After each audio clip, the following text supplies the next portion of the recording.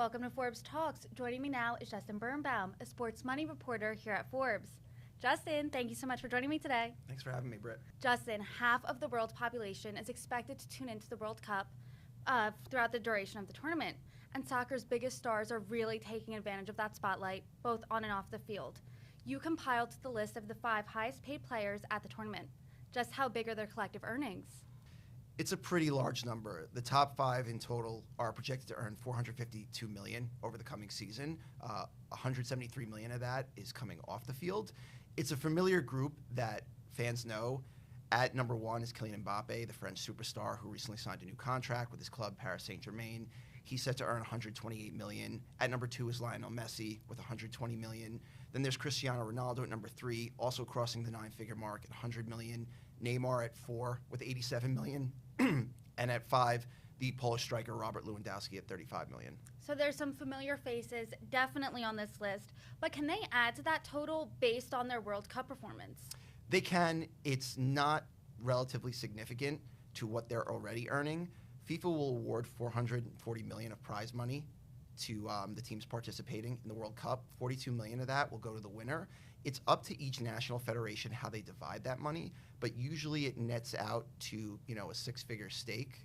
That's what happened at the last World Cup when France won. So compared to, earning $100 million or greater, that's really kind of a drop in the bucket.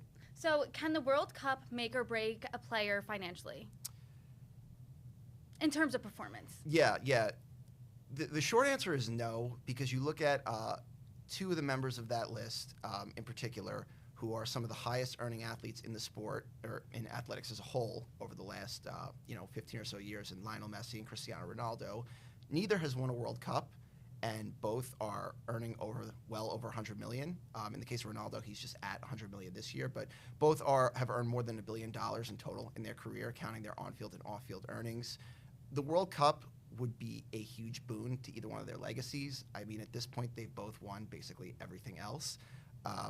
But it's not going to ruin them, and it's not going to stop any younger stars or new stars or stars kind of elsewhere in the sport from emerging to the top.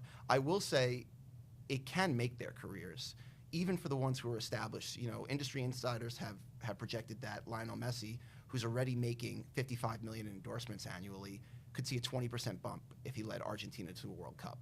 But, I mean, ultimately, his financial future is pretty secure anyways, with or without a victory. I guess that begs the question, how much impact does the player's popularity have versus sheer talent alone? I think one of the things we're seeing in 2022 versus years past is just how much individual popularity plays a role in endorsement earnings. In the past, you kind of had to, put your money where your mouth is. Only the top stars in the game would be able to kind of really climb the endorsement rankings, but social media has been a complete game changer where athletes essentially build in their own audiences. When you combine being the top players in that with strong social media presences, it creates an even higher potential. I think what's interesting is, in the past, if you were signing up an athlete to endorse your brand, you would then have to take that and market it to the consumer.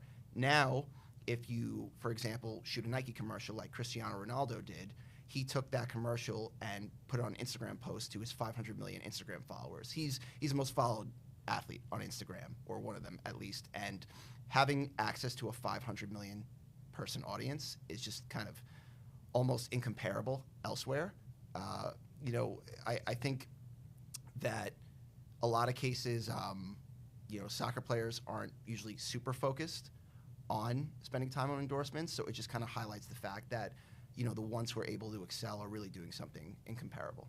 So let's take a step back here and talk about the World Cup as a whole. Why are brands so interested in this event in particular?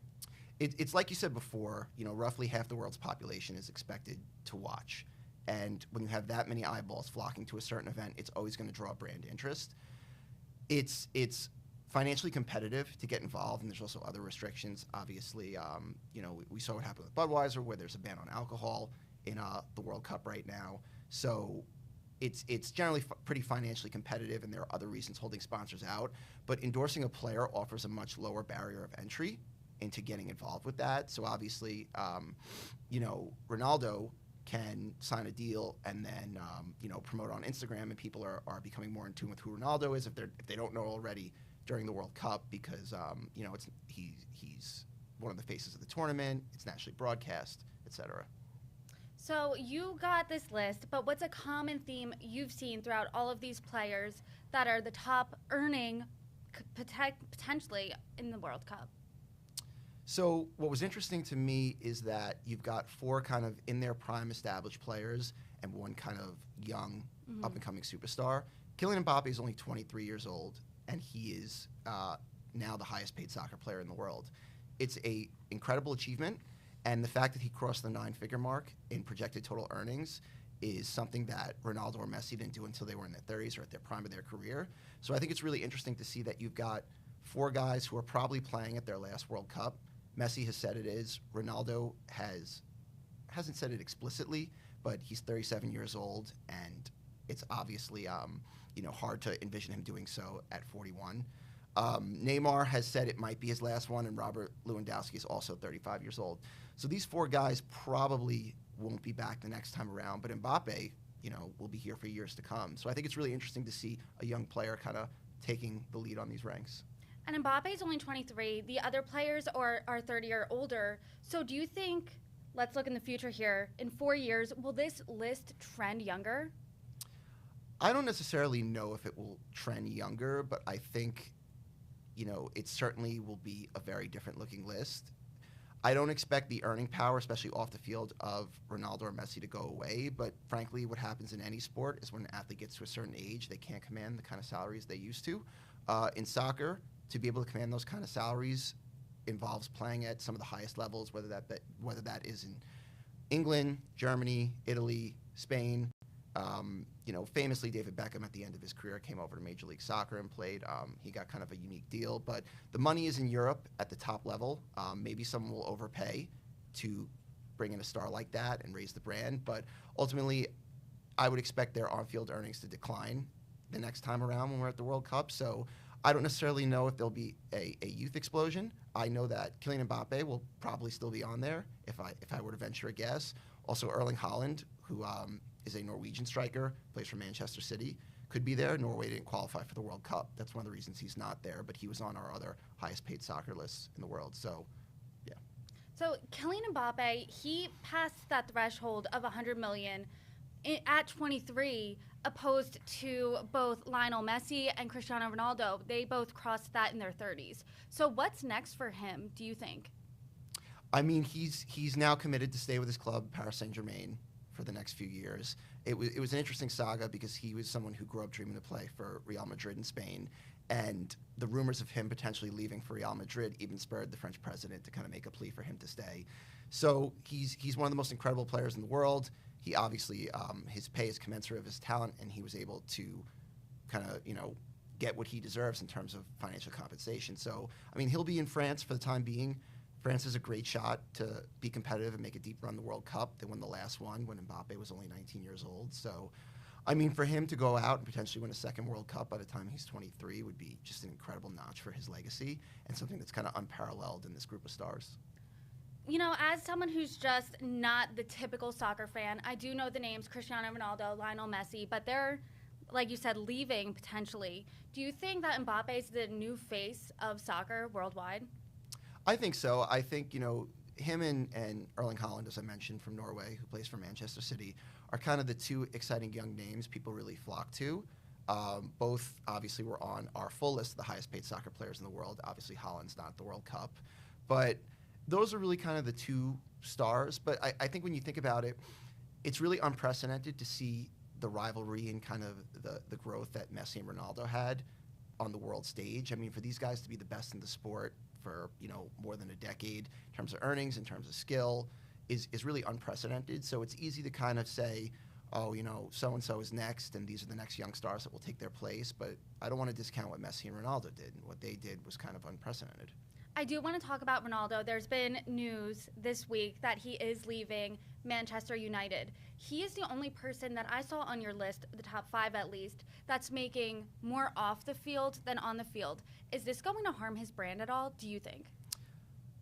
Ronaldo is an incredible earner off the field. He led soccer players in off-the-field earnings. I mean, he's curated and cultivated his personal brand in a way that the only one really close is Messi, and because Messi's at 55 million, Ronaldo's at 60 million. But Ronaldo has an insane kind of reach to his fans. He recently, I think it was yesterday, he officially crossed the 500 million Instagram follower mark, which is just a crazy, crazy achievement to consider. So he has evolved into a global presence that even non-soccer fans know. I mean, when you think about Messi and Neymar, they're both global names that basically everybody knows, but they're more endemic to soccer than someone like Ronaldo, who sort of crossed over into mainstream, especially with the American audience, which is, you know, we don't have kind of the soccer infrastructure that Europe has, even though we're trending that way. So it's hard to say how his brand will change. I mean, his form has declined, and in order to kind of maintain that, he needs to be on the field playing, not coming off the bench. So maybe we see a dip if his form truly declines, but honestly, I just want to see what the next step is for him. I mean, the Manchester United news was pretty sudden, and I think the Piers Morgan interview was unprecedented and unexpected, and I think we're all just waiting to see what's next for him and where he's going to land. Would another team want to take him? Explain the Piers Morgan interview for those who haven't seen it. Yeah, he gave this explosive interview on Piers Morgan where he essentially vented his frustrations with his team manager, the organization of Manchester United, ownership. A lot of grievances he aired kind of in an unfiltered setting with Piers Morgan, and it really was kind of bare, and it obviously irked his club since they're parting ways with him. It irked his manager. So I think we're all kind of curious what the fallout is going to be from that. It's way too early to tell, as this all just happened this week. But for now, kind of all eyes are on how he performs with Portugal at the World Cup. I do want to take a step back here and look at these earnings. So the numbers you were saying were astronomical, in the hundreds of millions. Yeah. So how does this compare to other athletes throughout sports? Yeah, when we do the highest paid athletes list every year, it does operate off a different tracking window, which does look at past earnings as opposed to projected earnings. But if you were to take Kylian Mbappe's projected earnings from this year and compare it to last year, he would rank number one in the world. Now, ironically, that would be over Lionel Messi, who had a slightly different number because of the different tracking window at 127 million.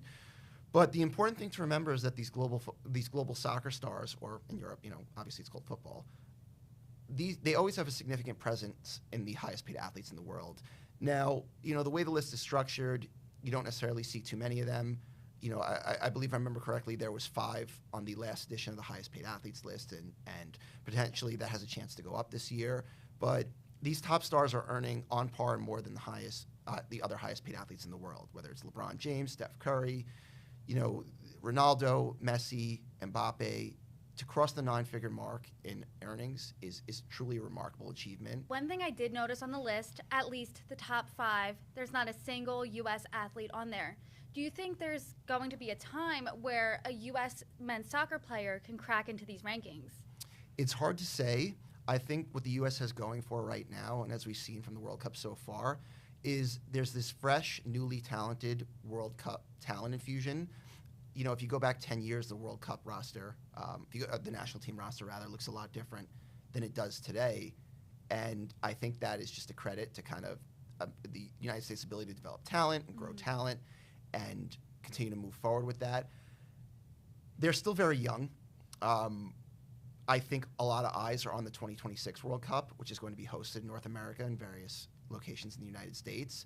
The commercialization of North America will make that a very highly in-demand sponsorship opportunity, and that could draw more opportunities for American-born players. I think it's important to consider that when brands are trying to reach the American audience, they also have to consider what athletes are best to do that, and there are certain sports in America, whether it's basketball, football, Major League Baseball, even hockey in some cases, where those sports offer kind of a more targeted reach to American fans. But when 2026 comes, this U.S. roster will be in their prime, and there'll be a lot of expectations about potentially making a deep run or even winning the thing. And if they're able to be successful in that, they could potentially see some opportunities on the other side of that. I do want to talk about a point that you made, and that was for brands, it will be different once the tournament is in North America. Can you speak more to that as to why? Yeah, I think looking at what happened with Budweiser and the ban on alcohol is just kind of the clearest example we can look at.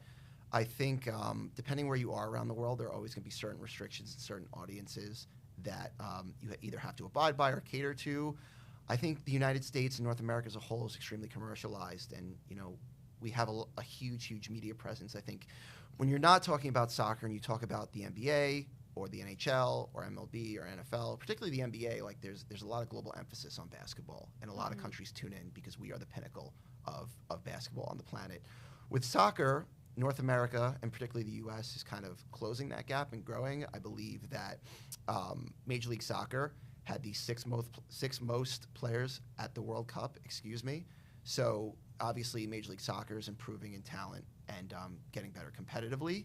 But still, when you bring kind of the center of the soccer world to the United States and North America, it does motivate American-based companies or companies interested in the United States audience or the North American audience to get involved even more. So I think that, coupled with high expectations for the United States, which has developed its talent and is growing relative to soccer around the world, I think there's just going to be a lot of opportunity, and brands are going to be clawing, especially since the Olympics are then coming right on the heels of that. Oh yeah, that's a double whammy there. But Yeah. do you think that the soccer in general in the United States, obviously it's growing in popularity, but we still have the NBA, NHL, Major League Baseball, but will soccer ever replace one of those sports here in the United States in terms of popularity, do you think? It's hard to say. It would definitely be a huge gap to climb. I think soccer has a lot of room to grow right now here. But ultimately, the NFL is king. They own a day of the week and Sundays. Everybody tunes in for Sunday football. NBA is growing tremendously globally and boasts the best stars. And, obviously when it comes to endorsement earnings, you look at LeBron James and Steph Curry, and those are some of the highest paid out there. So I think it's a difficult task. I think it'll be exciting to see soccer's growth in North America over the next few years, especially in the lead up to the World Cup. But we'll just have to see. Well, Justin, thank you so much for joining me. Thanks for having me, Brittany.